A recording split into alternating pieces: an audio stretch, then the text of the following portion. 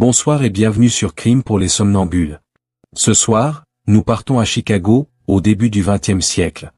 Dans les ruelles étroites d'un quartier polonais où la rumeur devient prophétie. Une femme y chuchote les morts avant qu'elles ne surviennent. Une femme calme, discrète, toujours présente aux enterrements, les siens, surtout. On l'appelait Tilly Klimek, et elle annonçait les décès qu'elle avait elle-même planifiés.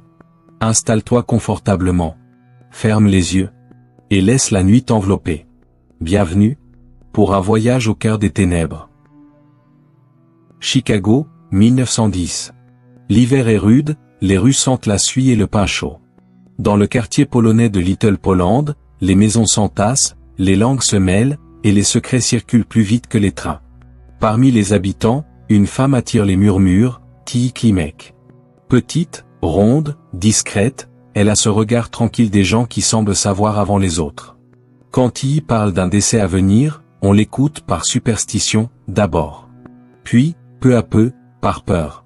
Elle a ce don étrange de prédire la mort. « Mrs. Nova ne passera pas la semaine », dit-elle un soir en tricotant sur son perron. 2 jours plus tard, on enterre Mrs. Nova. Les voisins hochent la tête, impressionnés. Certains rient nerveusement. D'autres font le signe de croix. Mais tous commencent à la regarder différemment. Dans le quartier, on l'appelle la femme qui murmure la fin. Les enfants chuchotent son nom comme une comptine interdite. Les hommes l'évitent au marché. Et les femmes, en silence, guettent ses paroles, comme on guette un verdict. Car Tilly ne se trompe jamais. Chaque fois qu'elle annonce une mort, la mort vient. Pas avec fracas, mais doucement, comme si elle obéissait à sa voix. Elle ne crie pas, ne prophétise pas, elle constate. Et ce calme est peut-être ce qu'il y a de plus terrifiant. Dans sa petite maison de la 33e rue, Tilly mène une vie ordinaire. Elle prépare les repas, entretient les fleurs, rend visite à ses voisines. Une femme pieuse, attentive, toujours prête à aider. Son visage inspire confiance. Son sourire, presque maternel, apaise. Mais derrière les rideaux brodés, il y a ce regard qui observe, qui calcule. Les jours passent, et elle note. Les fièvres, les quintes de toux, les faiblesses. Elle écoute les confidences de ses amis, et parfois, elle ferme les yeux, puis murmure, « Tu devrais prier pour lui, il n'en a plus pour longtemps. » La phrase tombe comme un glas. Et quelques jours plus tard, la prédiction s'accomplit. Au début, on parle de coïncidence. Après tout, la maladie est partout. La misère, le froid, la nourriture rare font des ravages. Mais les coïncidences deviennent trop nombreuses. Trop précises. Et Tilly semble s'en amuser. Elle ne cherche ni gloire, ni argent. Juste ce frisson tranquille de la vérité qu'elle détient seule. Un soir de janvier, dans la maison voisine, un homme agonise. Sa femme prie à son chevet, entourée de voisines. Tilly, elle, reste sur le seuil, les bras croisés, observant le plafond. On lui demande d'entrer, de réciter un Ave Maria. Elle répond calmement. Ce n'est plus la peine. Il partira avant l'aube. Et à l'aube, effectivement, il meurt. On raconte ensuite que Tilly avait déjà préparé le café du matin, avant même que le médecin ne soit venu constater le décès. Elle savait. Comme toujours. Les rumeurs se propagent dans les couloirs étroits, dans les églises, dans les boutiques. Certains disent qu'elle parle aux morts. D'autres qu'elle a fait un pacte avec eux. On la craint, mais on l'invite quand même. Car refuser Tilly, c'est l'offenser et personne ne veut attirer son regard. Alors on lui offre du thé, on l'écoute parler de rêves et de pressentiments. Et quand elle annonce qu'un tel ne passera pas le mois, le silence s'installe. Le malheur, désormais, porte son prénom. Un soir, dans la cuisine, Tilly prépare la soupe pour son mari. Elle goûte, ajuste le sel, puis sourit. Le feu crépite doucement sous la marmite. Dehors, le vent soulève la neige en tourbillon. Elle se tourne vers la fenêtre, observe la nuit. Puis, sans émotion particulière, murmure. Il sera le prochain. Son mari tousse dans la pièce d'à côté. Tilly verse la soupe dans un bol, lentement, méthodiquement. Elle la pose sur la table, s'assoit, et le regarde manger. Un geste banal, une scène ordinaire. Mais dans son regard, il y a cette certitude absolue. Pas de colère. Pas de haine. Juste une évidence tranquille, la prophétie est déjà en marche. Quelques jours plus tard, le mari tombe malade. fièvre, douleur, faiblesse. Tilly veille à son chevet, attentive, tendre, irréprochable. Elle prie avec lui, le nourrit à la cuillère. Et quand il rend son dernier souffle, elle ferme les yeux, fait le signe de croix, et murmure, à voix basse. Je te l'avais dit. Au cimetière, elle reste droite, silencieuse, vêtue de noir. Les voisins s'approchent, la consolent. Elle les remercie, poliment. Mais certains remarquent une chose étrange. Tilly ne pleure jamais. Et quand une voisine, émue, lui prend la main et lui dit « Tu étais une bonne épouse ». Tilly répond doucement « Oui, je savais que ça finirait comme ça ». À partir de ce jour-là, plus personne ne rit de ses prédictions. La peur s'installe, lente, discrète, tenace. Dans les ruelles, on change de trottoir quand elle passe. Les enfants rentrent plus tôt. Et les maris évitent les repas chez elle. Mais Tilly, elle, continue de sourire. Car elle sait quelque chose que les autres ignorent. Le pouvoir de la mort ne réside pas dans la force, mais dans le calme. Avant Chicago, il y a eu la Pologne. Une terre froide, humide, silencieuse. Une terre où les morts ne partent jamais vraiment. Ils se fondent simplement dans la brume des matins d'hiver. C'est là que naît Ottilly Burek, que tout le monde appellera plus tard Tilly. Dans un petit village près de Poznań, entre un champ de seigle et un cimetière. Sa famille est pauvre, pieuse, fatiguée. Le père travaille la terre, la mère récite des prières contre le malheur. Les soirs d'orage, on ferme les volets, on chuchote des psaumes pour éloigner les esprits. Tilly grandit dans cette atmosphère où la religion se mêle à la superstition. Où l'eau bénite et les vieilles légendes tiennent lieu de médecine. On croit aux anges, mais aussi aux revenants. Aux miracles, mais surtout aux signes. Dès l'enfance, Tilly regarde le monde avec une fixité qui met mal à l'aise. Elle ne pleure pas souvent, ne rit presque jamais. Elle observe. Quand un animal tombe malade, elle le sait avant les autres. Quand un voisin meurt, elle dit simplement « Je l'ai rêvé ». Sa mère frissonne en silence. Son père, lui, hausse les épaules. Elle a l'œil, voilà tout, dit-il. Mais dans les campagnes polonaises de la fin du XIXe siècle, avoir l'œil n'est pas un don. C'est une menace. On l'évite un peu, cette enfant trop calme, trop sérieuse. Elle regarde sans ciller, comme si elle voyait déjà l'autre côté. Les hivers sont longs. Le froid pénètre jusque dans les hauts, la faim aussi. Dans la maison, la mort n'est pas une étrangère. Elle s'assoit parfois près du feu et attend qu'on lui ouvre la porte. Tilly la regarde avec familiarité. Elle comprend très tôt que la vie ne tient qu'à peu de choses. Une soupe chaude, une poignée de farine, une cuillère d'eau claire. Et que la mort, elle, ne demande rien. Un jour, elle trouve une souris morte près du puits. Elle la soulève, la regarde un long moment. Puis la dépose soigneusement dans une boîte. Elle ne la jette pas. Elle la garde, comme un secret. Sa mère la surprend et lui demande pourquoi. Tilly répond calmement. Elle dormait. Je voulais qu'elle ait sa place. Des années plus tard, à Chicago, elle parlera encore de donner leur place aux mourants. Vers ses 10 ans, la famille décide de partir. L'Amérique appelle les pauvres comme un mirage. Des lettres arrivent du Nouveau Monde. On y trouve du travail, du pain, de la lumière. Alors, on vend ce qu'on peut. On empile les maigres affaires dans un coffre. Et on embarque sur un bateau dont le nom s'efface dans le vent. Pendant la traversée, Tilly reste muette. Elle regarde les vagues comme on regarde un présage. Sa mère prie le chapelet. Son père, malade, tousse dans un coin du pont. À la fin du voyage, ils ne parlent presque plus. Quand ils accostent à New York, il meurt 2 semaines plus tard. Foudroyé par une fièvre inconnue. Tilly ne pleure pas. Elle regarde le cercueil, puis murmure. Je le savais. Sa mère, épuisée, se signe sans un mot. Et dans son regard, pour la première fois, il y a un peu de peur. Chicago devient leur nouveau foyer. Les Polonais y vivent serrés, entre les usines, les abattoirs et les églises. L'air sent le charbon, le sang, la farine. Tilly grandit là, dans le vacarme des machines et le murmure des prières. Elle apprend vite à survivre, à parler anglais sans accent, à sourire aux hommes quand il le faut. Mais dans son fort intérieur, rien ne change. Le froid de la Pologne est resté coincé quelque part dans sa poitrine. Un froid sans hiver. Elle garde les coutumes du vieux pays. Les bougies pour les morts, les herbes séchées contre le mauvais œil. Et surtout cette croyance tenace. Rien n'arrive sans raison. Pas même la mort. Les années passent. Tilly devient femme. Son visage reste impassible, ses yeux, d'un bleu d'acier, semblent toujours en avance sur le monde. Elle ne cherche pas à séduire, elle attire autrement. Par sa constance. Par sa tranquillité. Quand elle se marie pour la première fois, on dit qu'elle a trouvé un bon parti, un homme solide, travailleur, catholique. Mais Tilly ne sourit pas le jour de ses noces. Elle fixe simplement la flamme des bougies de l'église. Comme si elle comptait déjà combien de temps elles mettront à s'éteindre. Dans sa nouvelle maison, elle dépose au mur une petite icône de la Vierge. Juste à côté, un miroir fêlé qu'elle a emporté de Pologne. Il reflète la vérité, dit-elle. Et chaque matin, avant de sortir, elle s'y regarde longuement. La vie continue. Les fêtes, les messes, les rires des voisins.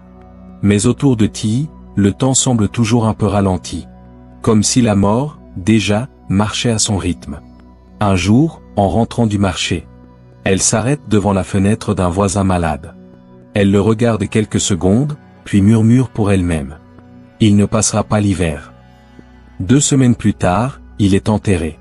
Et Tilly, au fond, n'est pas surprise. Ce n'est pas de la magie. C'est une constatation. Dans le quartier, on commence à la surnommer la silencieuse. Une femme polie, discrète, jamais en colère. Mais certains jurent qu'ils ont vu ses lèvres bouger dans le vide. Comme si elle parlait à quelqu'un d'invisible. On dit qu'elle prie. On dit aussi qu'elle prévient.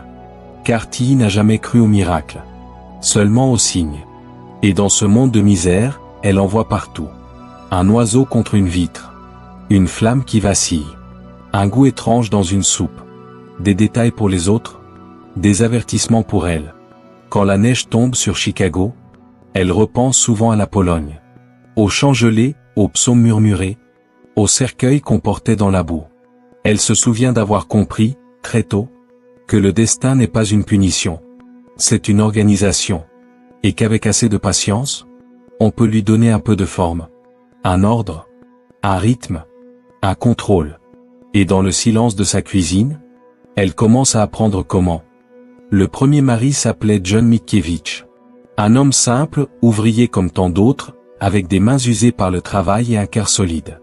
Quand il épousa Tilly, on dit qu'il avait trouvé la paix. Elle cuisinait bien, priait souvent, ne parlait jamais trop. Une épouse modèle, disait le curé. Mais au bout de quelques années, John tomba malade. Une toux, d'abord. Puis la fièvre, les douleurs à l'estomac. Rien de spectaculaire, juste cette lente dégradation qu'on attribue au hasard, à la malchance. Tilly veillait à son chevet, préparait ses soupes, posait des compresses sur son front. Et quand il mourut, elle resta droite, les mains croisées, les yeux secs. Il souffrait, murmura-t-elle. C'est mieux ainsi. Au cimetière, elle portait déjà le noir. Certains y virent un signe de piété. D'autres y sentirent autre chose, une habitude. Quelques mois plus tard, Tilly se remaria. Trop tôt, disaient les voisines. Mais dans la communauté polonaise, une femme seule attire les langues et la misère. Le nouveau mari s'appelait Józef Ruskowski. Travailleur, pieux, naïf. Il croyait avoir trouvé la stabilité auprès de cette veuve calme et ordonnée. Il aimait sa cuisine, sa rigueur, son silence. Mais bientôt, il tomba malade lui aussi. Une fatigue étrange, un goût métallique dans la bouche, des douleurs qui remontaient depuis l'estomac. Le médecin parla de grippe intestinale.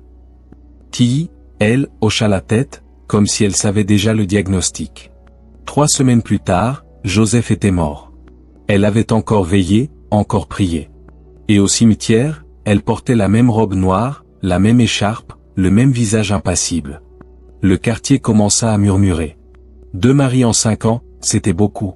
Mais Tilly avait des arguments, la pauvreté, la malnutrition, la malchance. Et surtout, cette douceur dans la voix, ce ton posé qui apaisait les soupçons. On voulait la croire. Parce qu'il est plus simple de croire à la fatalité qu'à la préméditation. Pourtant, les funérailles devinrent peu à peu un rituel. Tilly ne pleurait jamais, mais elle organisait tout. Le cercueil, les fleurs, les prières. Elle préparait les repas pour les invités endeuillés, distribuait les restes, rangeait la vaisselle dans un silence parfait. Puis, le lendemain, elle reprenait sa vie comme si rien ne s'était passé. une voisine racontera plus tard. Elle avait cette façon de regarder la tombe, comme si elle attendait qu'on en creuse déjà une autre. Son troisième mari, Frank Xepan, était plus méfiant. Il avait entendu des choses. Mais Tilly savait se montrer persuasive. Elle ne demandait pas d'amour, juste de la présence.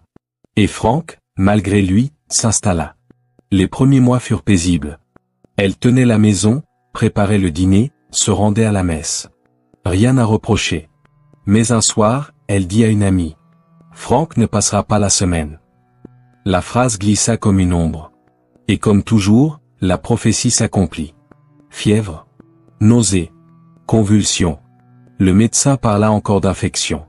Tilly remercia le Seigneur, puis le docteur. Tout était en ordre. À force de funérailles, elle devint experte en deuil.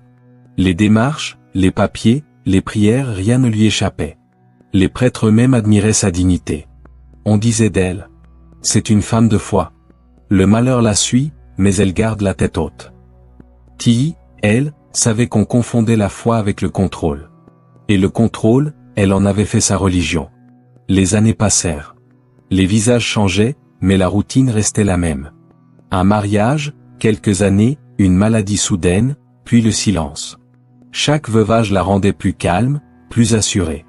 Elle achetait de nouveaux vêtements sombres, garnissait sa maison de fleurs séchées et de croix en bois. Une décoration de deuil, permanente. Comme si elle vivait déjà dans un mausolée de son propre design. Les voisins plaisantaient à voix basse. Elle n'a pas besoin de prêtre, elle parle directement à la mort. Mais quand Tilly croisait leurs regards, le rire s'éteignait aussitôt. Un jour, au marché, une voisine lui demanda d'un ton gêné. « Tilly, comment fais-tu pour rester si calme ?» Elle répondit simplement. « Parce que je sais quand les choses doivent finir. » Puis elle acheta ses pommes, compta la monnaie, et s'en alla. Son calme devint sa signature. Ce n'était pas celui de la sagesse, mais celui du calcul. Le calme de quelqu'un qui n'attend pas les événements, mais les planifie. Et dans ce calme-là, il n'y avait pas de place pour le hasard. Un soir, une jeune fille du voisinage, curieuse, osa lui demander. « Tilly, c'est vrai que vous sentez quand quelqu'un va mourir ?» Elle sourit. « Je ne le sens pas, ma chérie. Je le sais. » Au fil des ans, les gens cessèrent de lui parler, sauf par nécessité.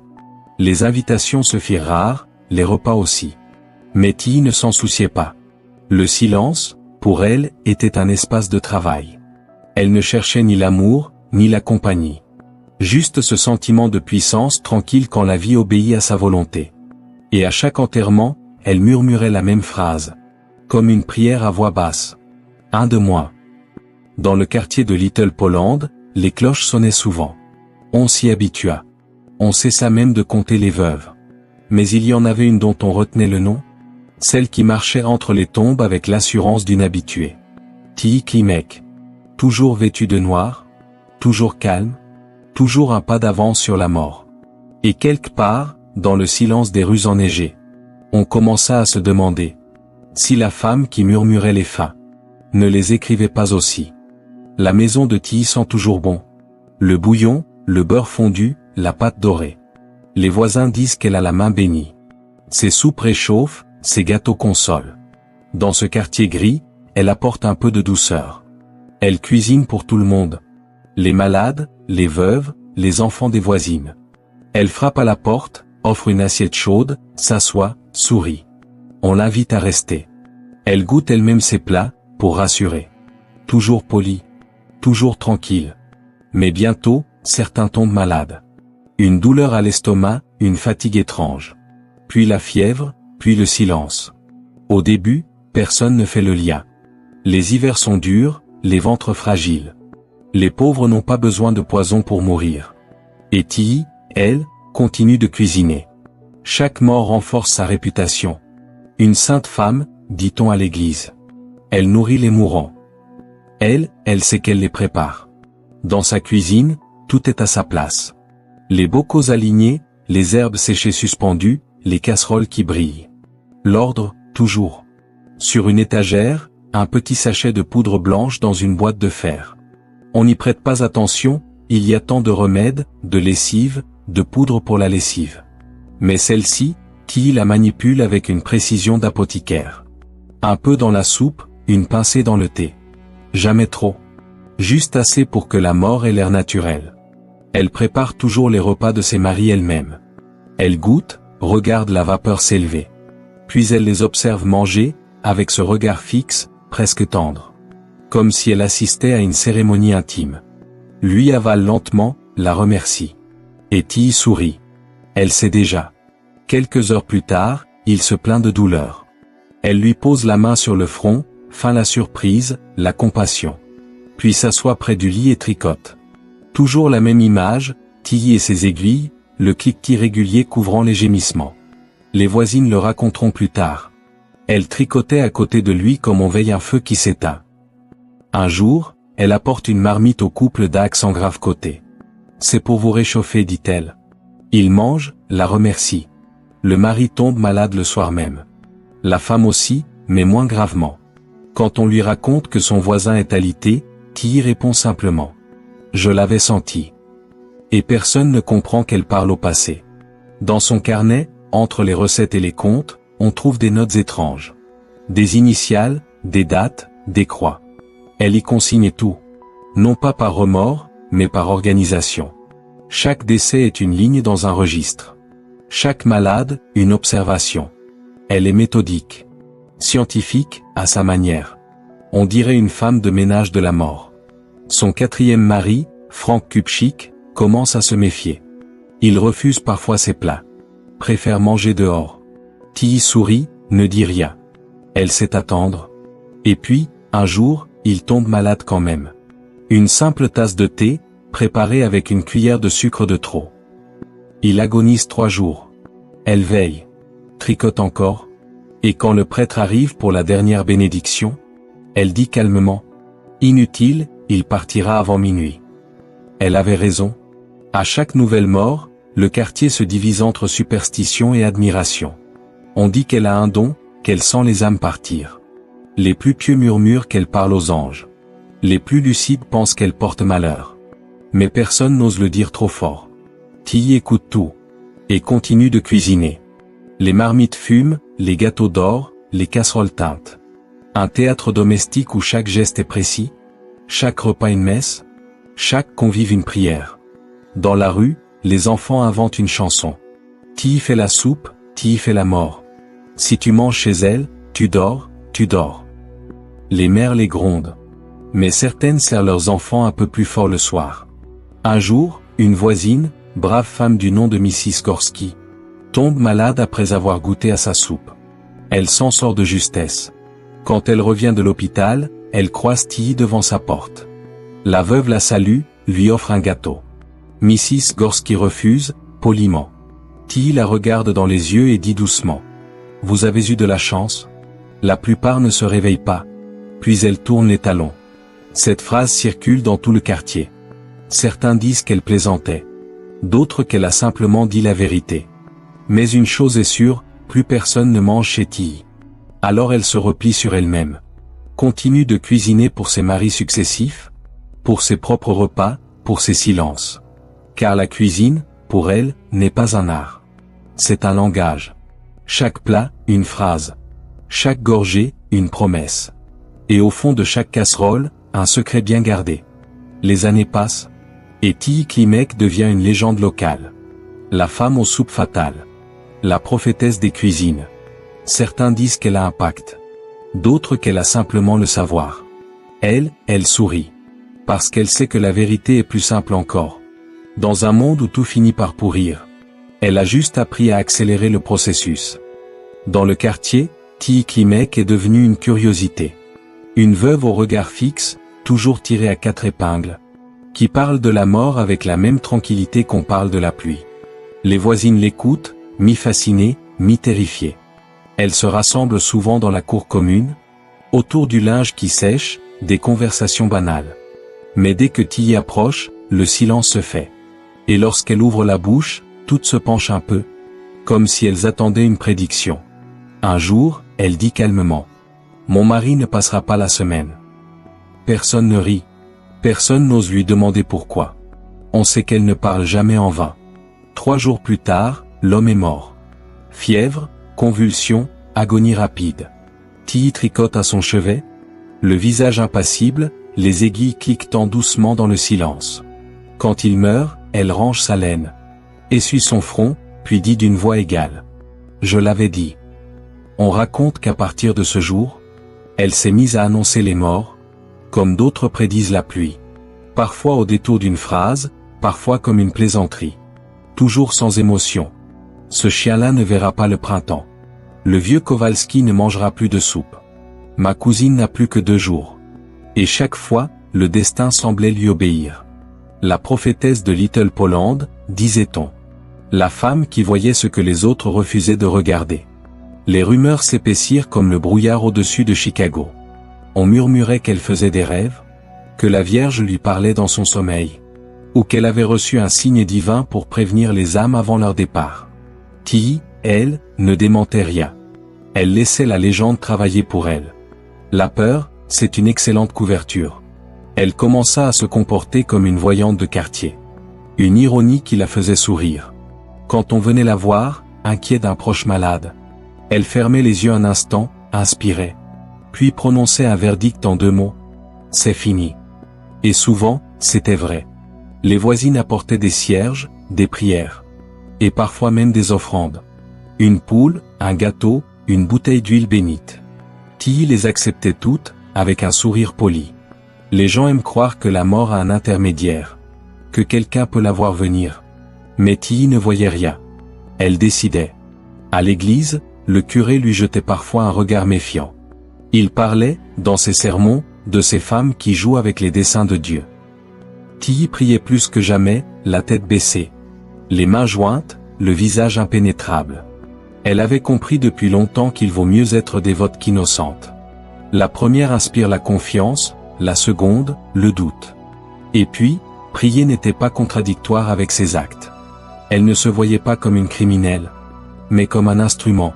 Une sorte de bras méthodique de la destinée. À mesure que les morts s'accumulaient, Tilly gagnait une réputation d'oracle.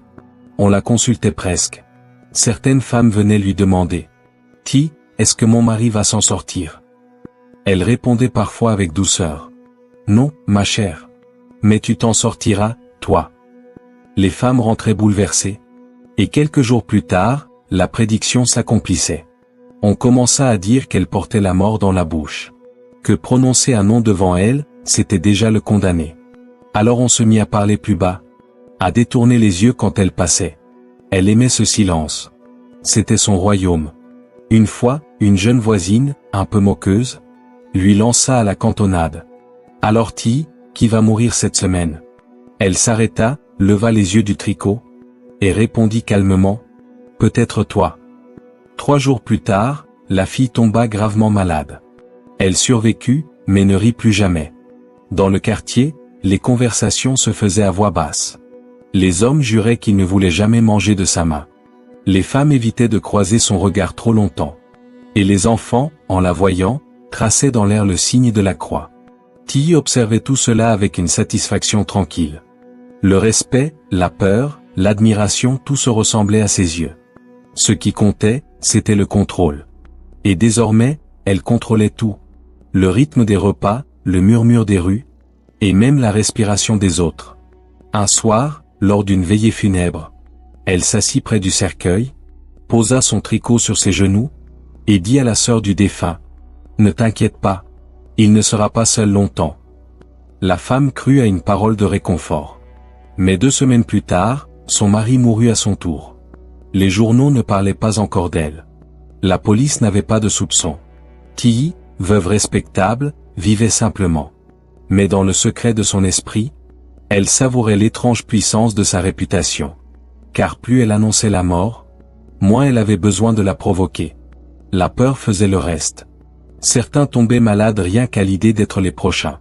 Et elle, de son côté, notait. Toujours ce carnet. Toujours ses croix. Une comptabilité méticuleuse de la disparition. Le soir, seule dans sa chambre, elle se regardait dans son miroir fêlé. La lumière tremblait, les ombres dansaient. Elle souriait doucement et murmurait. « Je dis la vérité, c'est tout. Je ne mens jamais aux morts. » Et en se couchant, elle pensait déjà au lendemain. Une nouvelle soupe. Une nouvelle phrase. Un nouveau nom à rayer. Frank Kupchik n'était pas un homme naïf. Il avait entendu des rumeurs. Dans le quartier, les gens parlaient à voix basse de cette veuve polonaise, qui perdait ses maris comme d'autres changent de saison. Mais Frank, lui, ne croyait pas aux superstitions. Il croyait au travail, à la logique, aux faits. Quand il épousa Tilly, il savait déjà qu'elle avait enterré 3 hommes. Le malheur s'acharne sur certaines femmes, disait-il, en haussant les épaules. Et Tilly, calme, lui avait simplement répondu. Je sais quand il doit venir. C'est tout. Il avait ri, nerveusement, avant de changer de sujet. Mais la phrase resta coincée dans un coin de son esprit, comme une écharde invisible. Les premiers mois furent paisibles. Tilly tenait la maison avec la rigueur d'un sergent et la douceur d'une infirmière. Tout était propre, ordonné, silencieux. Le repas à 6 heures, la prière à 8, le tricot à 9. Une routine sans faille. Mais dans cette perfection, Frank sentait quelque chose d'inquiétant. Un calme trop précis, une attention trop constante. Chaque soir, elle préparait le dîner avec lenteur. Souvent une soupe, un ragoût, une tasse de thé. Elle le regardait manger, sans un mot. Le sourire poli, les mains posées sur la table. Un soir, il lui demanda. « Tu ne manges pas ?» Elle répondit simplement. « Je n'ai pas faim. » Il insista. Elle goûta une cuillerée, juste pour lui prouver qu'elle le pouvait. Puis le regarda finir son bol. Et sourit, discrètement. Les jours suivants, Frank commença à sentir une lourdeur dans le ventre. Des douleurs, des nausées, des crampes. Rien de grave, pensait-il d'abord. Mais la fatigue le cloua au lit. Tilly s'occupa de lui avec une sollicitude exemplaire. Elle changeait les draps, préparait des tisanes. Restait assise à son chevet, tricotant à la lueur d'une lampe à huile. Chaque mouvement était mesuré, chaque geste précis. Elle ne se plaignait pas. Ne soupirait jamais. Juste cette constance mécanique. Quand Frank se tordait de douleur, elle posait la main sur son bras et murmurait. C'est presque fini. Une voisine vint lui rendre visite. Tilly, toujours polie, l'accueillit avec le sourire. « Comment va votre mari ?» demanda la femme. « Mal, répondit-elle. Puis, après une courte pause. « Il ne passera pas la semaine. » La voisine pâlit. Mais Tilly continua, imperturbable. « Je le sens. Il est fatigué. Dieu l'attend. » Le soir même, elle apporta à Frank une nouvelle soupe, plus légère, disait-elle. Elle souffla sur la cuillère, la goûta devant lui, puis la lui tendit avec douceur. « Mange, Frank. Il faut garder des forces. » Il obéit, sans enthousiasme. Son regard se perdit dans le vide. La pièce sentait la farine, la graisse et le bois mouillé. Une odeur de vie ordinaire. Et sous cette odeur, quelque chose d'autre, une note métallique, presque imperceptible. Les douleurs s'aggravèrent. Le médecin vint, ausculta, parla de grippe intestinale. Il prescrivit du repos et des potages. Tilly prit note. Elle remercia le docteur, le raccompagna jusqu'à la porte. Puis revint s'asseoir près du lit. Frank tremblait. Elle lui prit la main, murmura une prière. Et quand il eut fermé les yeux, elle sourit doucement. « Tu pars comme les autres. C'est bien. » Le lendemain, les voisines accoururent. Tilly les reçut calmement. Elle expliqua que son mari s'était affaibli très vite. Qu'elle avait fait tout ce qu'elle pouvait. Elle ne versa pas une larme. Elle parlait d'une voix égale, presque administrative. « J'avais rêvé qu'il mourrait avant dimanche, dit-elle.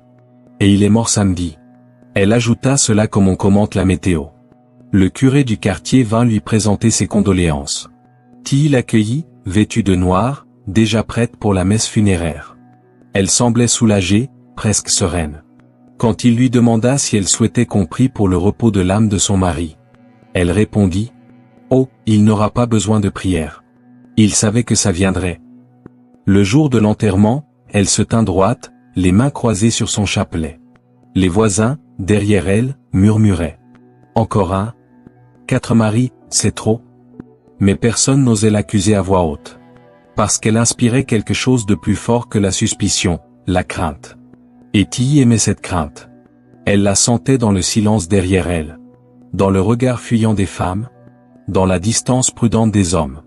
Après l'enterrement, elle rentra seule. Elle posa le chapelet sur la table, rangea sa robe noire soigneusement. Et sortit son tricot. Le cliquetis des aiguilles remplit la pièce. Dehors, la neige tombait. Et sur la cuisinière, une nouvelle soupe chauffait déjà. Tilly leva les yeux vers la marmite. Et murmura pour elle-même. Il faut toujours avoir quelque chose prêt. On ne sait jamais qui viendra dîner. Dans les semaines qui suivirent, on entendit dire qu'elle avait commencé à plaisanter. Des phrases étranges, dites sur un ton léger. Je crois que je vais devoir acheter un nouveau chapeau de deuil. Je dors mieux quand la maison est silencieuse. Les rires étaient rares, nerveux. Mais Tilly, elle, riait pour deux. Et dans ce rire-là, il n'y avait ni joie, ni folie. Juste la certitude froide de celle qui a cessé d'espérer la mort.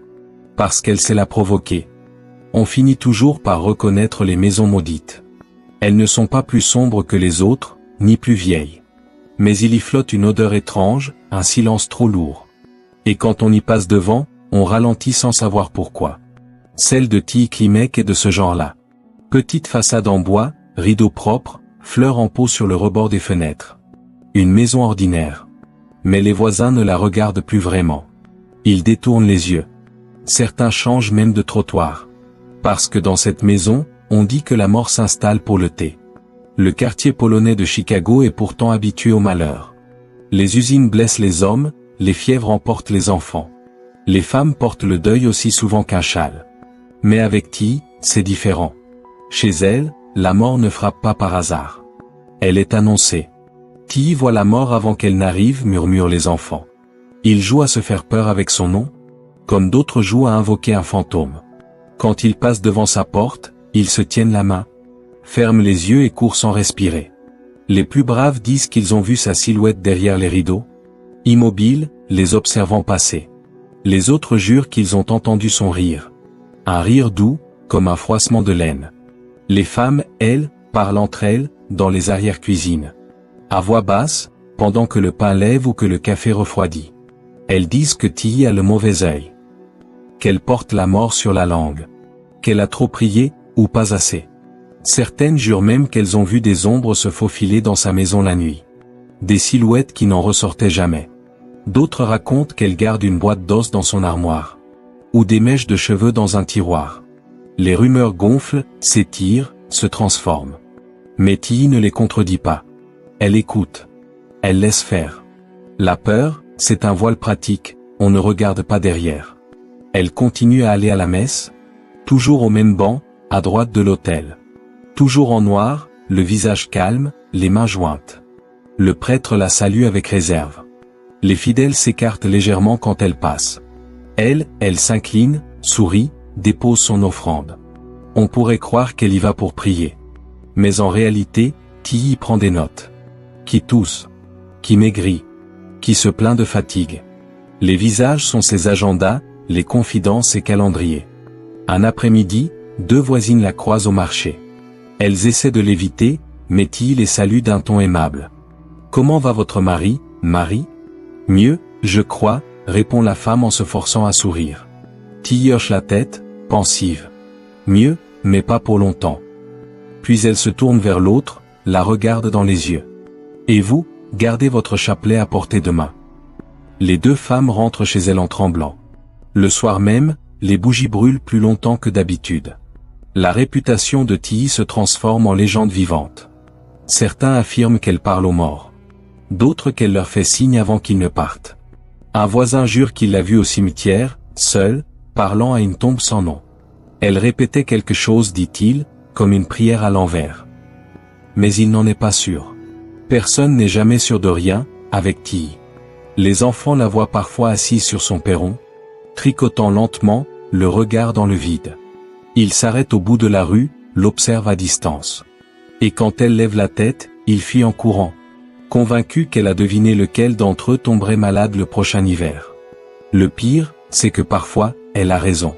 Un soir, un nouveau voisin emménage dans la maison d'en face. Un immigré récent, qui ne connaît pas les histoires du quartier. Il salue Tilly d'un geste de la main. Elle répond, poliment. Le lendemain, elle frappe à sa porte avec un panier de gâteaux. Il la remercie, lui offre le café. Ils discutent du froid, du travail, de la vie à Chicago. Quand elle repart, il la trouve charmante. 3 jours plus tard, il est hospitalisé. La nouvelle se répand comme une traînée de poudre. Il a mangé ses gâteaux, murmure-t-on. Et plus personne, après ça, n'ose accepter quoi que ce soit venant de chez elle. Les années s'écoulent. Tilly ne change pas. Toujours le même visage, les mêmes habits, le même calme. Ses rides se creusent un peu, c'est tout. Mais autour d'elle, tout se vide. Les maisons voisines ferment leurs volets plus tôt. Les rues s'éteignent quand elle passe. Les enfants grandissent avec son nom comme avertissement. Si tu mens, Tilly viendra te chercher. Parfois, la nuit, elle entend des chuchotements derrière les murs. Des prières, des pleurs, des mots qu'on croit inaudibles. Mais Tilly sourit. Elle sait qu'ils la craignent. Et la peur, pour elle, c'est une forme d'ordre. Le quartier entier vit désormais à son rythme. On compte les morts, on compte les semaines. Quand Tilly dit bientôt, on commence déjà à creuser les tombes. Un soir, alors qu'elle rentre de la messe, elle croise deux enfants qui la fixent, figés sur le trottoir. L'un d'eux, bravache, chuchote. C'est elle, la femme qui parle à la mort. Elle s'arrête, penche la tête, et dit doucement. « Non, mon garçon. La mort me parle. Moi, je réponds juste. » Puis elle s'éloigne, laissant derrière elle deux silhouettes pétrifiées. Et une rumeur de plus à nourrir. Désormais, sa maison n'est plus une demeure. C'est une frontière. Entre la vie et quelque chose d'autre. Une boîte tranquille où le mal s'est organisé. À l'image de celle qui y habite, silencieuse, méthodique, inébranlable. Et quelque part, au fond des rues de Little Poland, on commence à dire qu'il vaudrait mieux brûler la maison, plutôt que d'attendre qu'elle choisisse son prochain visiteur. Mais personne n'ose. Parce que Tilly regarde. Et que quand Tilly regarde, le malheur finit toujours par arriver. L'argent n'a jamais eu d'odeur. Mais autour de Tilly Klimek, il en a une. Celle du savon, des draps propres, du métal froid. À chaque enterrement, les comptes se ferment, puis se rouvrent. Un héritage modeste ici, un livret d'épargne là. Parfois un petit terrain, quelques bijoux, une police d'assurance. Des sommes qui, prises séparément, ne valent pas grand-chose. Mais additionnées, elles finissent par former un trésor discret. Et toujours, l'argent suit le même chemin. De la poche du défunt à la bourse de la veuve. Tilly s'enrichit lentement, patiemment, comme on empile des pierres sur une tombe. Jamais d'excès, jamais de vanité. Juste des gestes bien tenus. Elle paye ses messes, entretient la maison, offre parfois un peu aux bonnes œuvres, pas trop. Assez pour entretenir la réputation. Dans le quartier, on dit « Dieu la frappe, mais Dieu la protège ». Et Tilly, pieuse, incline la tête, comme si elle acceptait cette étrange bénédiction. Son dernier mari, Joseph Klimek, travaille dur dans une fabrique de matelas. Il ne possède pas grand-chose, mais il a mis de côté, prudemment, quelques économies pour l'avenir, et surtout une assurance vie, un luxe pour l'époque. Il aime Tilly, ou du moins, il le croit. Et elle le traite avec cette attention minutieuse, qu'on réserve d'habitude à une horloge qu'on veut démonter sans la casser. Elle prépare ses repas, plie ses chemises, veille à son sommeil. Parfaitement dévouée. Trop, peut-être. Un soir, il la surprend en train de compter de l'argent sur la table. De petites liasses, bien empilées, accompagnées de papiers d'assurance et de lettres. « Qu'est-ce que c'est » demande-t-il. Tilly lève les yeux, sourit. Des papiers de famille. Il ne pose pas plus de questions. Mais il remarque, pour la première fois, que son nom figure sur plusieurs documents qu'il n'a jamais signés. Une signature trop parfaite pour être la sienne. Il n'en parle à personne. Pas encore. Les semaines suivantes, Tilly se rend souvent à la pharmacie. Toujours la même excuse, pour les rats. Le pharmacien, un homme distrait, lui vend de la poudre blanche sans trop y penser. Tout le monde en achète, dans ces vieilles maisons de bois.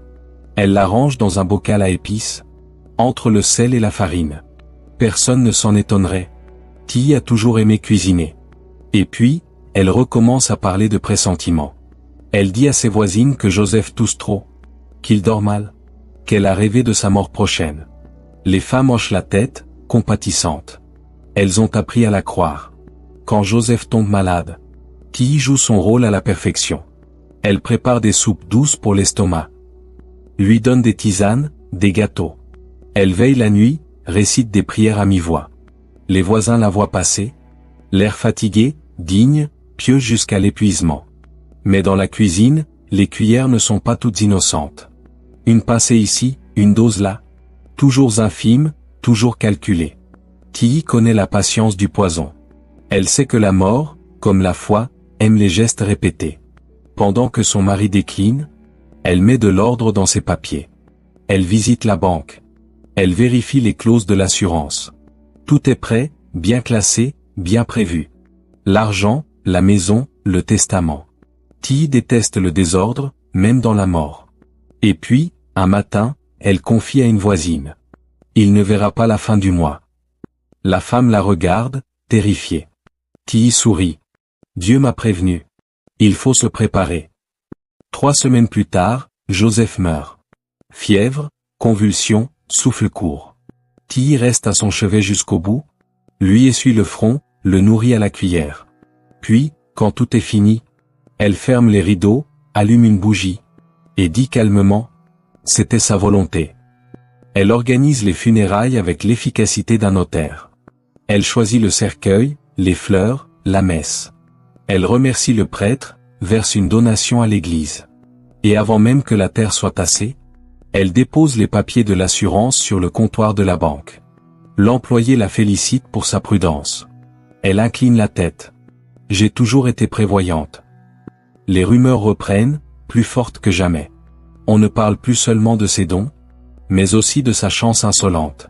Toujours veuve, jamais ruinée. Et chaque fois, un peu plus riche. Certains commencent à compter. 4 maris, 4 successions. Des voisins morts, des économies disparues. Le hasard, peut-être. Mais le hasard, avec qui, semble avoir un goût de poudre blanche. Dans sa maison, elle range soigneusement ses bourses. Chacune marquée d'un fil de couleurs différentes. Une pour chaque mari. Une pour chaque chapitre de sa vie.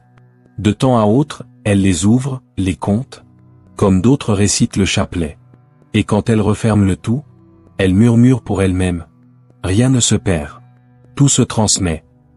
Un soir, une voisine ose lui dire, mi-ironique. Vous êtes vraiment né sous une bonne étoile, Tilly. Elle sourit, répond calmement. Non, ma chère. Je suis né avec de bonnes prévisions. Puis elle lui tend une tasse de thé. La femme hésite, la refuse. Tilly ne dit rien. Mais dans ses yeux, un éclair froid passe. Furtif comme une ombre sur la flamme d'une bougie. Dans Little Poland, les messes pour les morts se succèdent. Et à chaque cérémonie, la même femme vêtue de noir s'avance vers l'autel. Signe de croix, bougie à la main, l'air humble, le regard tranquille. Personne ne se doute que la vraie prière, celle qu'elle murmure tout bas, n'est pas adressée à Dieu, mais au calcul. Chaque automne, Chicago s'illumine de fanions et de lumière. Les rues de Little Poland accueillent la grande foire. Musique, stand de tir, manège grinçant, et surtout ces tentes aux rideaux violets, où les diseuses de bonne aventure promettent l'avenir contre quelques pièces. Tilly adore la foire. Pas pour les manèges, ni pour les gâteaux au miel. Pour les tentes. Pour ces femmes maquillées, drapées de foulards, qui murmurent des destins qu'elles n'ont jamais vus. Elle les regarde, fascinée. Les cartes, les boules de cristal, les mains qu'on lie à la lueur des chandelles. Tout est faux. Mais le mensonge est élégant. Un soir, elle s'assoit face à l'une d'elles. Une jeune gitane lui prend la main, ferme les yeux, fait semblant d'écouter une voix invisible. Puis déclare, d'un ton grave. Vous avez perdu beaucoup, mais vous vivrez longtemps. Tilly sourit. Et mon avenir? Il est déjà écrit. Cette phrase la fait rire. Un rire bas, discret, mais vrai.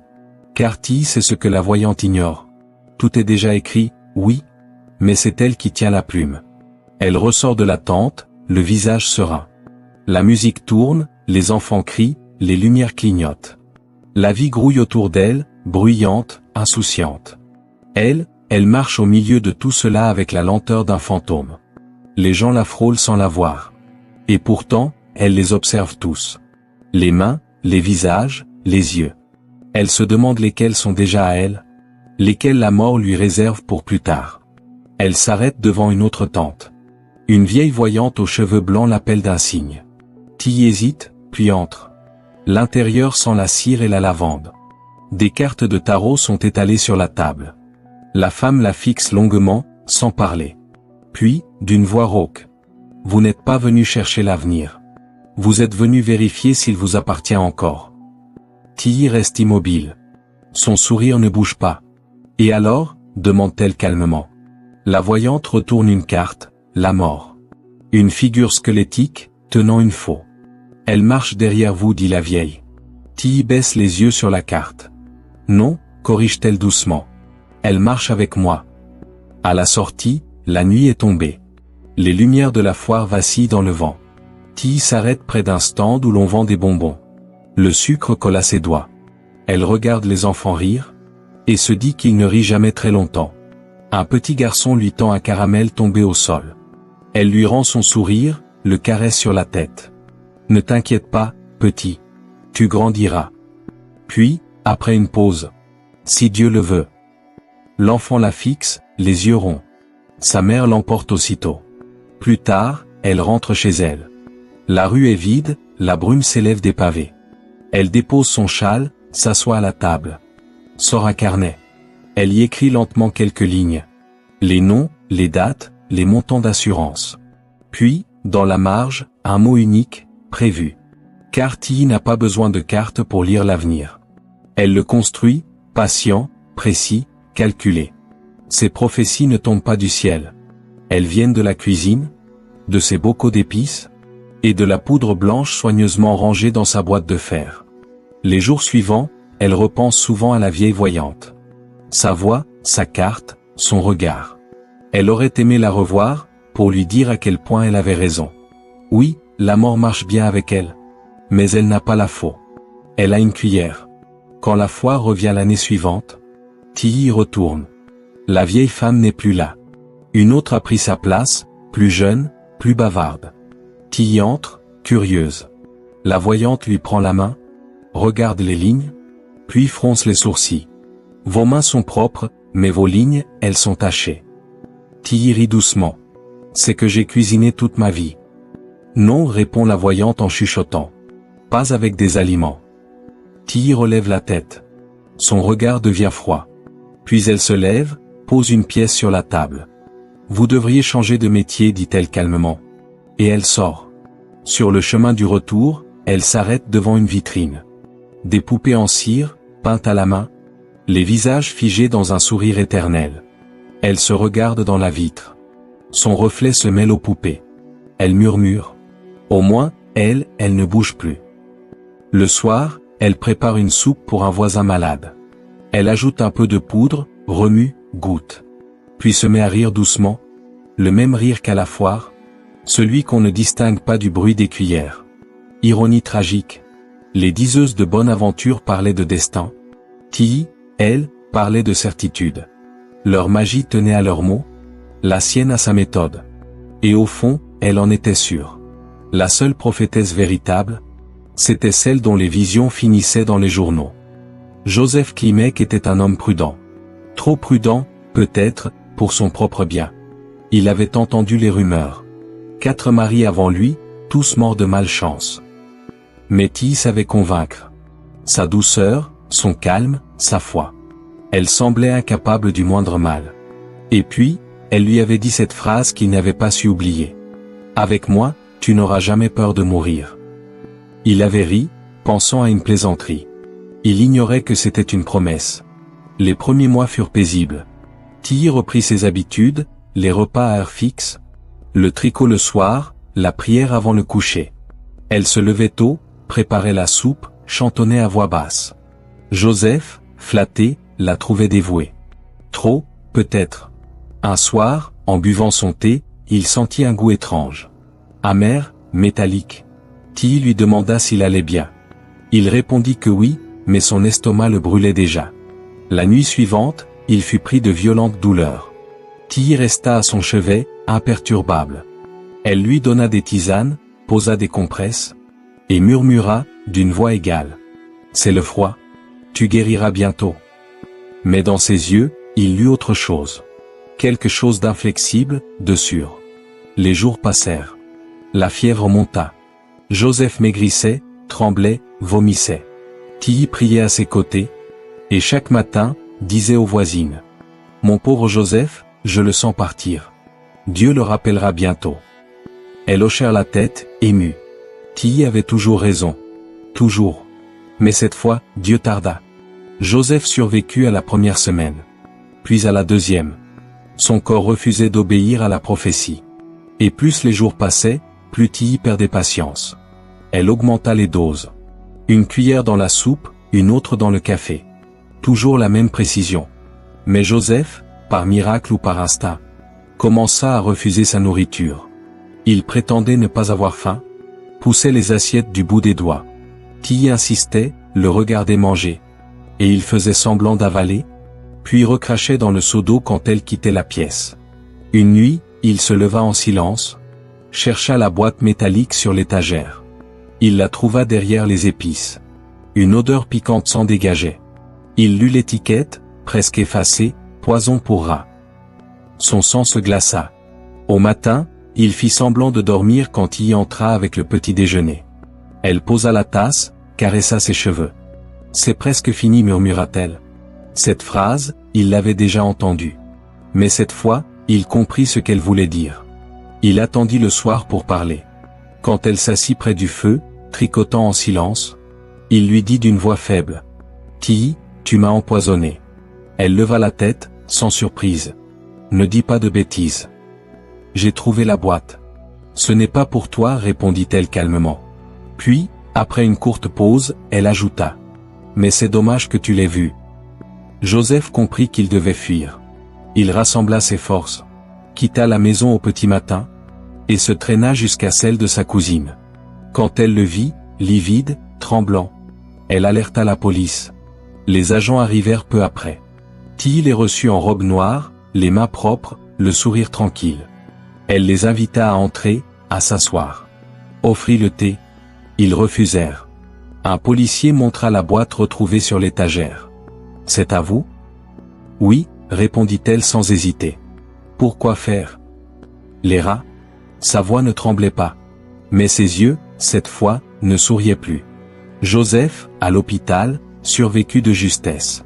Les médecins confirmèrent la présence d'arsenic dans son sang. Il témoigna, encore faible. « Elle voulait me tuer. Elle me nourrissait jusqu'à ce que je tombe. » Tilly fut arrêté le lendemain. Les voisins virent la voiture de police s'arrêter devant sa maison. Ils sortirent discrètement, observant depuis les fenêtres. Quand elle apparut sur le perron, menottée, entourée d'agents, certains firent le signe de croix. D'autres soufflèrent, soulagés. Comme si le quartier tout entier exhalait enfin le poison accumulé depuis des années. Mais Tilly, elle, restait droite. Son chignon impeccable, son manteau noir bien boutonné. Elle tourna légèrement la tête vers la foule. Et dit, avec un calme presque amusé. « Je vous l'avais dit, qu'il mourrait. » Un silence de pierre s'abattit. Même les policiers frissonnèrent. Au commissariat, elle parla peu. Elle avoua certaines choses, en y a d'autres. Elle dit qu'elle n'avait pas de haine, qu'elle aidait seulement Dieu à faire le tri. Ces mots glacèrent la salle. Quand on lui demanda pourquoi elle annonçait toujours les morts avant qu'ils n'arrivent, elle répondit, « Parce que je les connaissais déjà. » Dans le quartier, on ne prononça plus son nom. La maison resta fermée, les rideaux tirés, le jardin envahi d'herbes folles. Les enfants, en passant devant, jetaient des pierres sur la porte. Mais personne n'osa y entrer. On disait que la prophétesse avait été arrêtée, mais que son ombre, elle, restait à la fenêtre.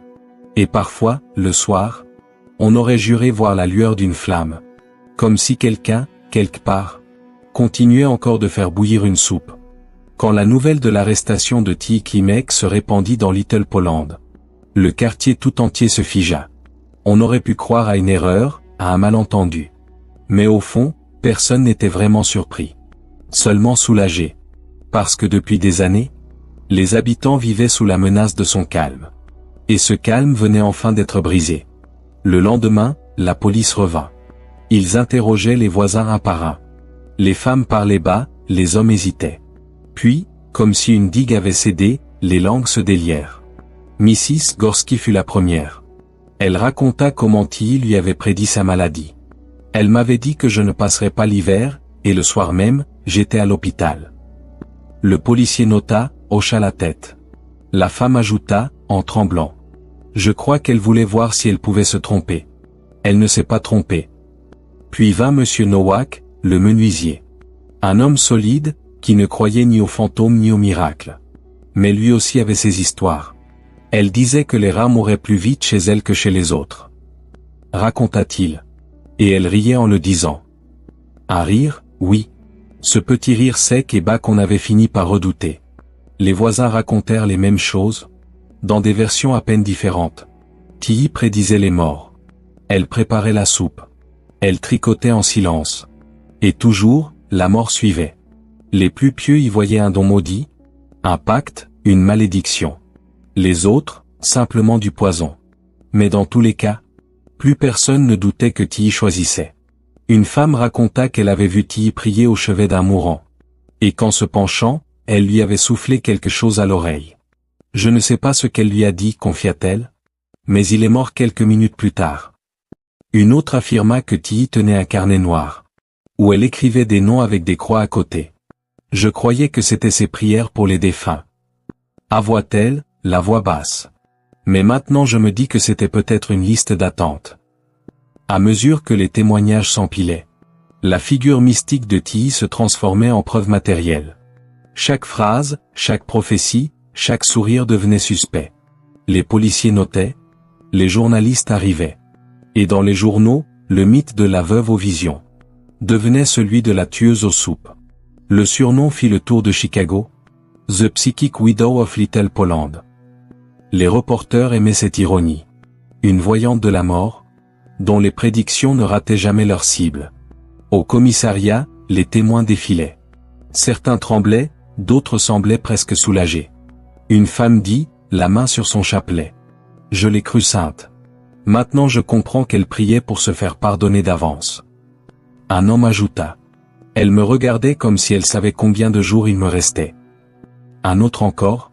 Quand elle disait qu'on allait mourir, on commençait déjà à se sentir malade. Le pouvoir de Tilly, c'était ça.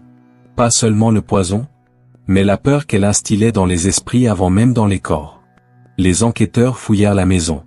Ils trouvèrent plusieurs boîtes de poudre blanche, des lettres d'assurance, des carnets remplis de notes. Sur certains, des initiales. Sur d'autres, des chiffres. Rien d'explicite, mais tout respirait la méthode. Ils découvrirent aussi des coupures de journaux, des articles sur des morts étranges dans le quartier. Tilly les avait soigneusement découpés et conservés. Comme si elle collectionnait ses propres échos. Pendant ce temps, le quartier redevenait bavard. Les rues où l'on se taisait depuis 10 ans se remettaient à vivre. Les fenêtres s'ouvraient, les gens riaient. Timidement d'abord, puis franchement. On célébrait presque la fin de son règne invisible. Mais dans chaque rire, il restait une trace de gêne. Parce que tous, à un moment ou à un autre, avaient accepté une tasse, un plat, une parole d'elle. Tous avaient été complices de son silence. À la messe du dimanche suivant, le curé parla d'elle sans la nommer. Il y a des âmes qui croient servir Dieu, mais qui ne servent que leur propre pouvoir. Dans les bancs, on se signait. Mais personne ne leva les yeux. Tilly n'était plus là. Et pourtant, chacun sentait encore son ombre assise parmi eux. La police interrogea même les enfants. Ils dirent qu'ils chantaient son nom dans leur jeu, qu'ils se lançaient des défis en passant devant sa maison. Tilly voit la mort avant qu'elle n'arrive, disait-il. Ce qui avait commencé comme une comptine était devenu une vérité d'enquête. Chaque parole d'enfant, chaque murmure de femme, chaque regard évité devenait une pièce du puzzle. L'aura mystique s'effritait, laissait place à un dossier, un rapport, des preuves. Et dans ce dossier, il n'y avait plus de place pour le mystère. Seulement pour les faits. Des maris morts, des voisins malades, des doses mesurées, des assurances signées. La prophétesse n'était plus une légende. Elle était un schéma. Une équation d'arsenic et de silence. Mais même démasquée, Tilly continuait de fasciner. Une femme simple, polie, pieuse. Un visage sans remords. Et ce regard fixe, comme si elle voyait encore au-delà de tout ça. Car dans le fond, ce que le quartier redoutait le plus, ce n'était pas qu'elle ait tué. C'était qu'elle ait eu raison à chaque fois. La vérité, parfois, dort dans la terre. Et pour la réveiller, il faut creuser. C'est ce que firent les autorités de Chicago au printemps 1922. Sous un ciel gris, des ouvriers déterrèrent les cercueils des maris Klimek. Un par un, le cimetière sentait l'humidité et le fer. Autour, les curieux s'étaient rassemblés, murmurant des prières, des rumeurs, des je le savais. Les fossoyeurs travaillaient lentement, comme si eux aussi craignaient ce qu'ils allaient trouver. Quand les cercueils furent ouverts, le silence se fit. Les corps, noircis par le temps, reposaient encore dans leurs habits du dimanche. Des gants, des boutons de manchette, et, sous la peau, quelque chose d'autre. Une histoire chimique, prête à parler. Les médecins légistes prirent des échantillons, les glissèrent dans de petits flacons étiquetés. Puis, au laboratoire, ils laissèrent les instruments faire ce que Tilly avait toujours su faire, mesurer, doser, calculer. Les résultats tombèrent quelques jours plus tard. Tous les échantillons contenaient la même chose. Arsenic. Des doses élevées, identiques, presque copier-coller. Une signature invisible, mais parfaite. Le médecin-chef nota dans son rapport. Les victimes présentent un empoisonnement systématique, administré sur plusieurs jours, avec régularité. Pas d'accident. Pas de coïncidence. Pas de prophétie. Seulement une méthode. Dans la salle d'autopsie, l'odeur du formol remplaçait celle du bouillon. Les scalpels glissaient là où, autrefois, Tilly versait ses cuillères. Chaque incision, chaque prélèvement confirmait la même histoire.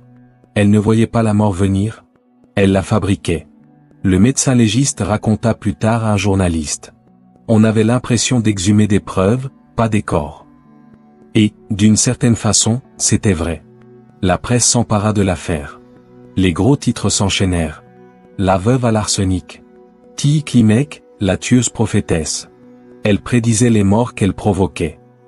Les articles détaillaient tout. Les maris successifs, les soupçons, les assurances, les repas mortels. On publia même son visage, une photographie floue, où Tilly, menottée, regardait l'objectif sans émotion. Son expression glaciale fascinait autant qu'elle terrifiait. Certains disaient qu'elle avait l'air d'une sainte, d'autres d'une horloge qui s'est enfin arrêtée. Les autopsies révélèrent aussi d'autres noms. Des voisins, des parents, morts eux aussi naturellement selon les certificats. Tous enterrés dans le même cimetière, tous passés par sa cuisine. Les enquêteurs firent exhumer 13 corps. Sur 9, l'arsenic était présent. Toujours en dose létale. Les journaux parlèrent alors d'elle comme de la femme la plus dangereuse d'Amérique. Une tueuse silencieuse, qui tuait sans haine, sans colère, sans plaisir. Juste parce que c'était logique. Quand on l'informa des résultats, Tilly resta de marbre. Assise sur une chaise en bois, les mains croisées sur ses genoux, elle écouta le rapport d'un ton distrait. Alors, vous voyez, Mrs. Klimek, l'arsenic était bien présent dans tous les corps. Elle haussa légèrement les épaules.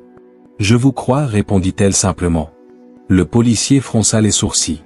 Vous reconnaissez donc les faits? Je reconnais que la mort est partout. Vous l'avez trouvé? Moi, je l'ai vu venir. Puis elle sourit. Un sourire tranquille, presque bienveillant. Les experts, eux, ne souriaient pas. Ils n'avaient jamais vu un tel schéma. Les doses, la régularité, la patience. Tout était méticuleux. Tilly notait les réactions, ajustait les quantités. Une tueuse domestique, scientifique à sa manière. L'arsenic, incolore et presque sans goût, avait été son complice fidèle. Elle en avait fait un rituel. Un ingrédient aussi banal que la farine ou le sel. Le procureur déclara à la presse. Ce n'était pas une prophétesse. C'était une chimiste de la mort. Les mots firent le tour du pays. Dans les journaux du soir, on publia des illustrations. Tilly en tablier, penché sur une marmite. Des crânes dessinés dans la vapeur. Le mythe s'était inversé. La voyante était devenue mécanicienne. Le mystère, une recette. Les habitants de Little Poland vinrent assister aux exhumations suivantes. Certains priaient. D'autres pleuraient. Mais tous fixaient le sol retourné avec la même pensée. Elle les avait prévus. Et dans un sens, c'était vrai. Chaque tombe, qui la connaissait déjà. Elle en avait, d'une certaine manière, choisi l'emplacement. À la fin des analyses, les médecins rendirent leur verdict définitif. Empoisonnement volontaire à l'arsenic, répété sur des années. Une certitude scientifique. Une vérité froide. Tilly ne prédisait rien. Elle planifiait. Et ses visions? Ce n'étaient que des horaires.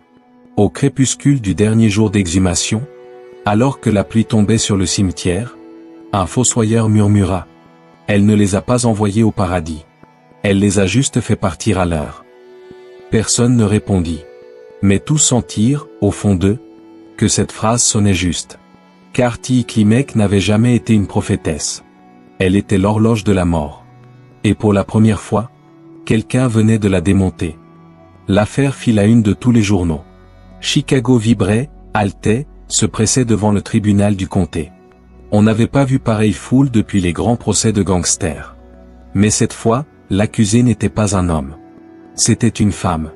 Petite, calme, sans colère apparente. Tilly Klimek. La presse l'avait rebaptisée The Psychic Widow. Le surnom plaisait aux journalistes, il sonnait comme un spectacle. Et, d'une certaine façon, le procès en était un. Le premier jour, la salle était pleine à craquer. Curieux, photographes, commères. Les bancs grinçaient, les murmures s'entremêlaient. Quand y entra, menottée, le silence se fit instantanément. Elle portait une robe noire, un châle simple. Et son éternel regard tranquille. Pas de peur, pas de remords. Juste cette sérénité inébranlable, presque inconvenante. Elle s'assit, observa la salle. Ses yeux s'attardèrent sur les journalistes. Puis, doucement, elle esquissa un sourire. Je vois que tout le monde est venu. Le procureur lut l'acte d'accusation. Cet empoisonnement confirmé, plusieurs autres suspects. Des maris, des voisins, des proches. Tous morts dans des circonstances prédites par Tilly Klimek. À chaque nom prononcé, elle hochait la tête. Comme si elle corrigeait mentalement une liste. Parfois, elle levait les yeux vers le plafond. Comme pour vérifier un souvenir. Une spectatrice raconta plus tard. On aurait dit qu'elle comptait ses morts comme on compte des perles. Quand le procureur évoqua les autopsies, Tilly s'inclina légèrement, presque poli. Il parla d'arsenic, de poudre blanche, de tisane, de soupe, de confiture. Elle écoutait avec attention, puis chuchota à son avocate. Ils ont oublié le café. L'avocate blêmit. Tilly, elle, sourit. Le juge tenta de ramener de la gravité dans la salle. Mais Tilly semblait s'en amuser. À chaque témoignage, elle notait des choses sur un petit carnet. Puis levait les yeux pour commenter d'une voix douce. Oui, elle dit vrai, celle-là. Ou parfois. Non, elle ment, elle m'aimait bien, pourtant. Les jurés évitaient son regard. Même les plus rationnels ressentaient quelque chose d'étrange. Comme une présence qui ne devrait pas être là. Un journaliste décrivit la scène ainsi. Elle parlait de la mort avec la désinvolture d'une femme qui commente la cuisson d'une soupe. Une autre plume, plus cruelle, écrivit. Elle est l'image du diable domestiqué. L'enfer en tablier. Tilly découpa ses articles, demanda qu'on les lui apporte. Elle les lut un à un, et dit, amusée. Enfin quelqu'un qui comprend ma méthode. Au deuxième jour du procès, on fit venir Joseph Klimek, son dernier mari. Amaigri, pâle, les mains tremblantes. Il raconta tout. La douleur, le poison, la peur. Le moment où il avait compris. Tilly le regarda longuement. Puis, au milieu de son témoignage, elle se pencha vers l'avocate et souffla. Je lui avais dit qu'il mourrait. Il ne m'a pas cru. Quelques rires nerveux éclatèrent dans la salle. Le juge tapa du marteau. Tilly rit doucement. Oh, pardon, dit-elle, je ne voulais pas troubler le tribunal. Les témoins se succédèrent. Des voisines, des amis, des curés. Tous parlaient d'elle avec la même contradiction. Une femme pieuse, polie, généreuse, et terrifiante. L'un d'eux déclara. Elle priait avec nous, puis elle annonçait, il va mourir avant dimanche. Et c'était toujours vrai. Le procureur résuma. Madame Klimek, vous ne prédisez pas la mort, vous la programmez. Elle répondit calmement. Les deux se ressemblent, vous ne trouvez pas? Les jurés la regardaient comme on regarde un incendie derrière une vitre. Fascinés, figés, impuissants. Elle semblait si ordinaire. Et c'est ce qui la rendait monstrueuse. Quand le juge lui demanda si elle avait quelque chose à dire avant la clôture, elle prit le temps de croiser les mains, et répondit d'une voix douce. Je n'ai jamais menti. Quand je disais qu'ils allaient mourir, c'était vrai. Je les avais prévenus. Un murmure traversa la salle. Elle, impassible, ajouta. Je n'ai fait que tenir parole. Le procureur plaida la préméditation, la froideur, le cynisme. Il parla d'une tueuse méthodique, d'une manipulatrice hors pair. L'avocate tenta de plaider la folie douce, l'obsession religieuse, la confusion entre foi et mort. Mais Tilly coupa court, se penchant vers le micro. Je ne suis pas folle. Je suis patiente. Le verdict tomba un matin d'hiver. Coupable. Peine, réclusion à vie. Tilly ne réagit pas. Elle se leva, rajusta son châle. Regarda le jury et dit « Je l'avais senti venir ». À la sortie du tribunal, la foule s'attroupa sur les marches. Les photographes la flashaient sans relâche. Tilly se tourna vers eux, leva la main, et lança, comme une bénédiction ironique. « Ne tombez pas malade ». Les policiers la poussèrent vers la voiture. Elle entra, s'assit, et, en voyant le photographe s'approcher, sourit à travers la vitre. Un sourire si calme, si sûr, qu'on aurait pu croire qu'elle savait déjà qu'elle entrait leurs journaux pour les 100 années à venir. Car même condamnée, Tilly Klimek n'avait rien perdu de son pouvoir. Elle n'annonçait plus les morts. Elle les laissait venir à elle. La porte du pénitencier se referma sur Tilly Klimek en 1923. Le bruit du verrou résonna longtemps dans le couloir. Elle ne sursauta pas. Elle hocha simplement la tête, comme si on venait de clore une conversation déjà trop longue. Condamnée à la prison à vie. Pas de pendaison, pas de supplice. Juste le temps. Et le temps, Tilly savait le dompter. Les premières semaines, on l'observa. Les gardiennes s'attendaient à des crises, des pleurs, ou peut-être des prières. Mais Tilly resta égale à elle-même. Elle remercia poliment, plia ses draps, fit son lit avec une précision militaire. Chaque matin, elle se levait à l'aube, se lavait le visage à l'eau froide, et s'asseyait sur sa paillasse, droite, silencieuse. Elle demandait peu. Une tasse de thé, parfois un morceau de laine. Quand on lui demanda ce qu'elle voulait en faire, elle répondit simplement « Mes mains s'ennuient ». Et elle recommença à tricoter. Les autres détenus la regardaient avec méfiance. Certaines chuchotaient. C'est elle, la veuve à l'arsenic. Elle s'écartait sur son passage, comme si le poison collait encore à sa peau. Tilly, elle, ne disait rien. Elle avançait lentement, le dos droit, traînant derrière elle une réputation plus lourde qu'une chaîne. Les surveillantes finirent par l'appeler Madame. Même ici, le respect suivait. Dans la cantine, elle mangeait peu. Elle goûtait à tout, par politesse, mais laissait toujours un reste dans son assiette. Un vieux réflexe, peut-être. Ou une ironie tranquille. Ne jamais finir ce qu'on prépare soi-même. Une gardienne osa lui dire un jour. « Vous n'avez pas peur qu'on vous empoisonne, à votre tour ?» Tilly sourit. « Non.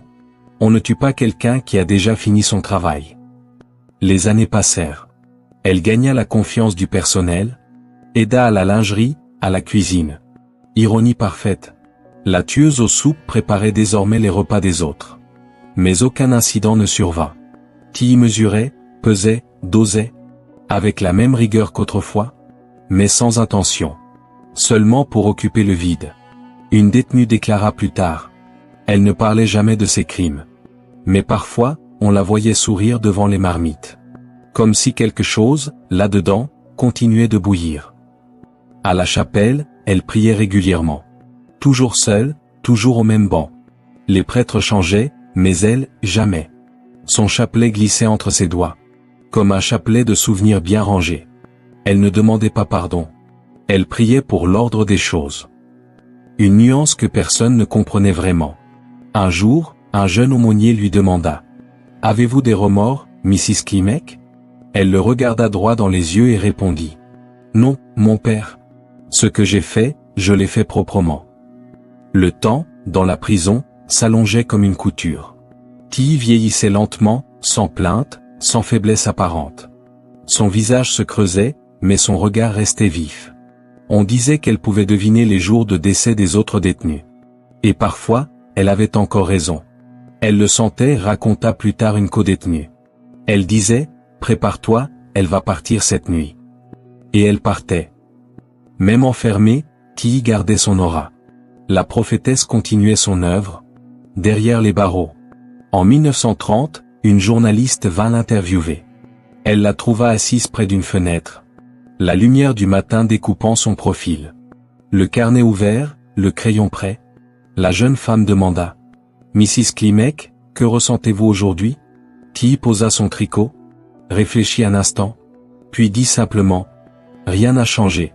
Le monde continue de mourir à la bonne heure. » La journaliste resta muette.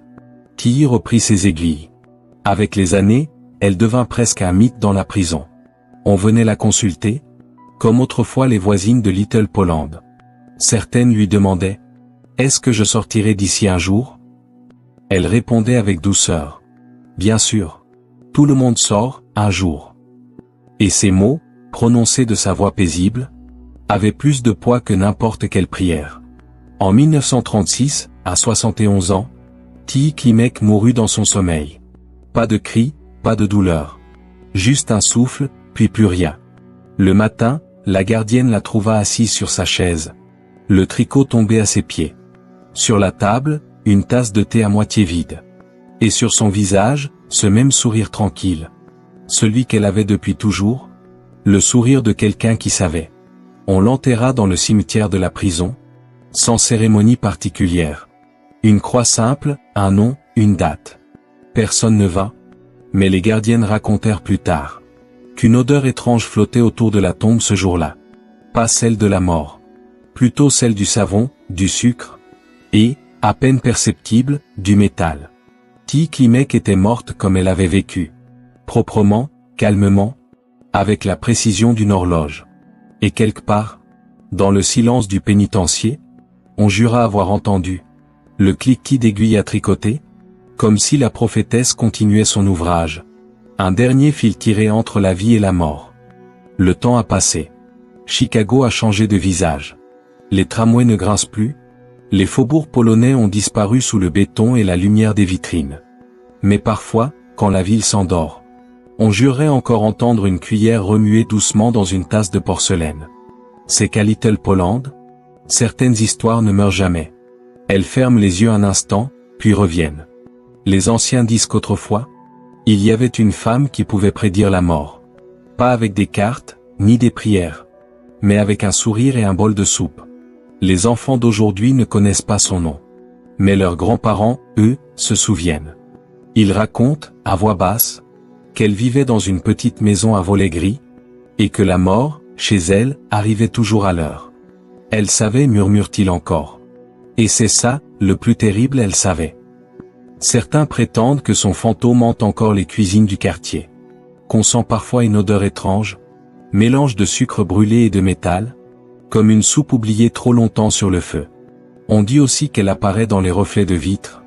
Une femme en tablier, calme, polie, le regard posé sur celui qui la croise, comme pour mesurer le temps qui lui reste.